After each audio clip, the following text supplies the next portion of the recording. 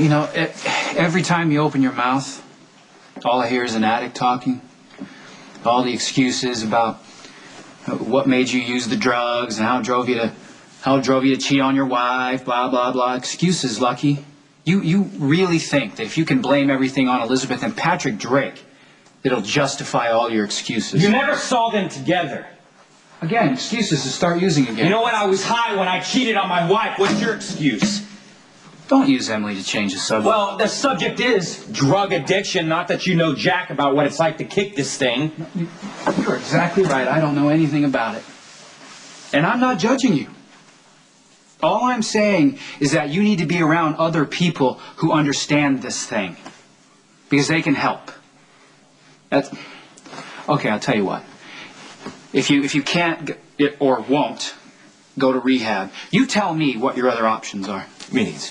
I go to meetings. Meetings? Yeah. Meetings, do they help? Yeah, they do. In fact, you know what? A meeting right now would help a lot. Okay. That's great. I'll tell you what. I'll go with you. Just in case you were thinking about scoring some pills on the way there. You all right? No, it's funny.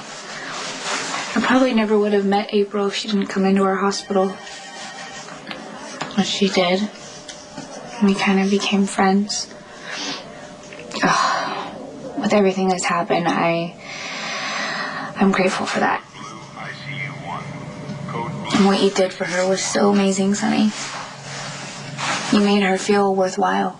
You noticed her and you didn't let anyone treat her badly. I did it for Stone. Isn't that incredible that someone that was in our lives for such a short time loved us so much? I would like to think that someone's life is affected positively every day because we knew him. I think he'd like that. Yeah. When I was in Paris, I used to walk to work every day, rain or shine, 12 minutes there and back. Wow. Of course, keeping my head down the entire way.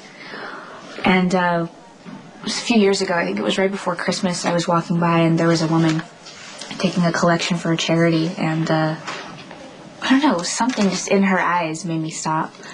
So I gave her some euros and she said, "Thank you very much." And she said, "The church thanks you too."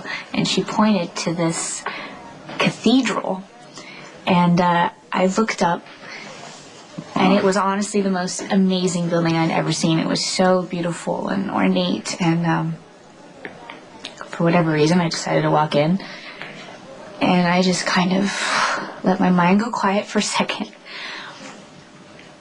And I realized that it was the anniversary of Stone's death.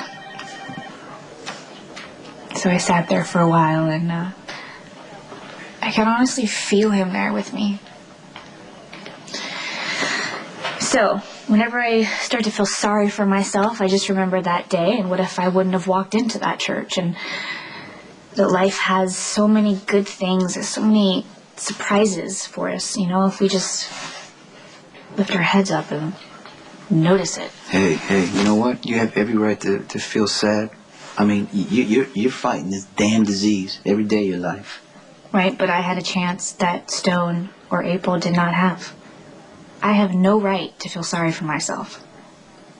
You're human. You get to feel that way every once in a while. But you know what? Next time you do, just think about how much Stone loved you. Christina, Jason is really busy. I don't think he has time for Oh, wait, actually, I'd be happy to take you guys for a boat ride. You don't have to go through any trouble. No, it's no trouble. Hold on, I'm gonna check with Alexis. We're gonna need to keep you in the hospital for about a week after the surgery. You have to regain your strength before we get you on the chemo.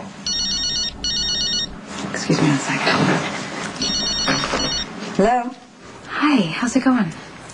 We're just wrapping up here. Why are you? Well, we tried out the rides, and then we came down to the pier, and we ran into Jason.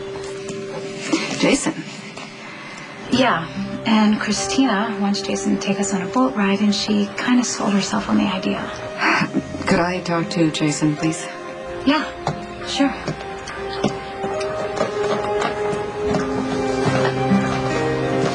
Yeah?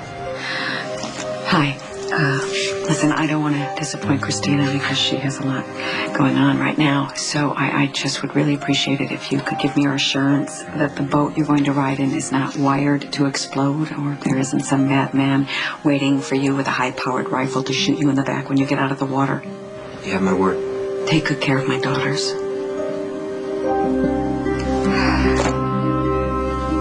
Interesting conversation.